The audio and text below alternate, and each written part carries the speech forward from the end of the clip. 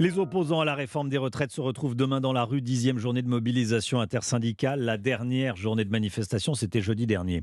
Et des affrontements entre forces de l'ordre et manifestants ont eu lieu dans plusieurs grandes villes. Des violences encore plus graves observées ce week-end à Sainte-Soline. William Molinier avec nous. Bonjour William. Bonjour Romain. Service police-justice d'Europe 1, bien sûr. Selon les informations d'Europe 1, entre 650 000 et 900 000 personnes devraient défiler demain.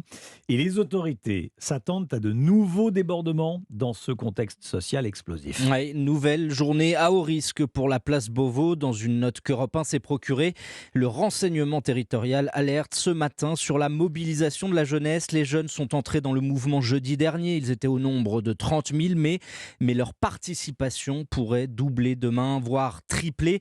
Surtout, les policiers redoutent la radicalisation de certains adhérents des organisations syndicales tentés de rejoindre des mouvements citoyens ou des groupuscules violents. Demain, les blocages, les actions coup de poing devant les établissements scolaires ou sur les grands axes routiers devraient commencer dès 5 heures du matin.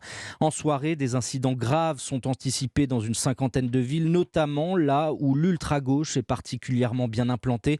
Au total, des manifestations vont se tenir dans plus de 200 villes. À Paris, le cortège partira de la place de la République jusqu'à Bastille. Entre 70 000 et 100 000 personnes attendues dans la capitale. Les réunions se multiplient aujourd'hui à la préfecture de police.